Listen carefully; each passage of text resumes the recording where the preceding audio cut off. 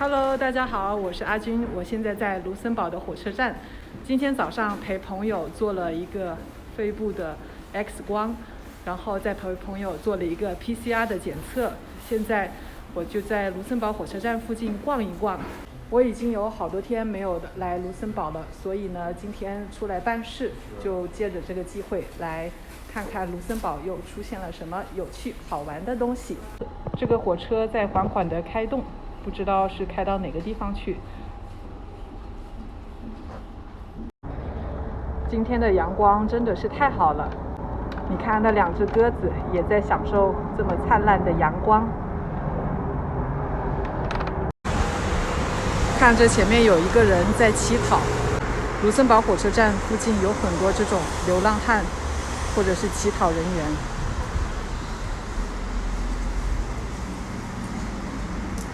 我现在所在的地方就是卢森堡的首都卢森堡市。很奇怪吧？卢森堡市它也是一个市，卢森堡也是一个国家。今天呢，我要带大家来看一个非常有趣的东西，跟我一起来吧。我们一直往前走，很快就到了。这个东西呢，不知道在国内有没有，但总之在卢森堡是非常不错的，我认为。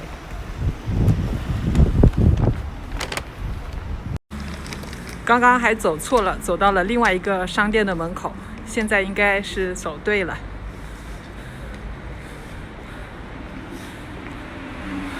我要跟大家展示的就是这一个冰箱。这个冰箱呢叫做 Food Sharing Point， 也就是共享食物冰箱。如果是大家有自己不再需要的食物，但是还在保质期内，可以放在这个冰箱里面供人们取用。但是今天好像这个冰箱都是空空如也，所以今天就没有什么东西。哦不，看看在这里我发现了有面包。这有几个面包是可以供人自己取用的，但是就我自己来说，首先我并不需要这些食物，最好是把它留给更加需要的人。其次呢，我觉得好像它的卫生环境不在我的考虑范围之内。我们再来看一看，在这个食物冰箱里面是不接受任何酒精饮料，然后也不接受任何肉类和鱼类的，当然也不接受一些没有煮熟的蛋类和牛奶类的制品。这个冰箱看起来挺干净，应该是每天都有人来清洁。在卢森堡大概有5个还是4个这样的食物共享冰箱，我觉得这是一个非常好的举措，可以防止食物浪费，而且能够帮助到有需要的人。上一次来的时候发现这个冰箱里面还是有很多东西，但是今天却是空空的。也许到了中午或者是到了傍晚的时候，冰箱里面可能会有一些食物吧。好了，这个就是我今天要和大家分享的一个卢森堡有趣的共享食物冰箱。这个食物共享冰箱在卢森堡市火车站的后面，大家有机会可以过来看一看。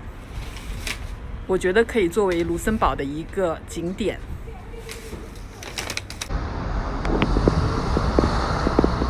卢森堡的公共汽车都是免费的，非常好的福利呀。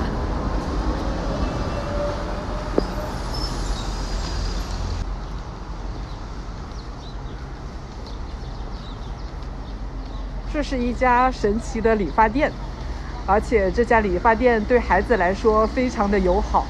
你看它的价格，如果是6岁的孩子过来剪发，那么理发的价格就是6欧；如果是8岁的孩子来剪发，那么就是8欧元。所以对于15岁以下的孩子来说，理发的价格对应的就是孩子的年龄。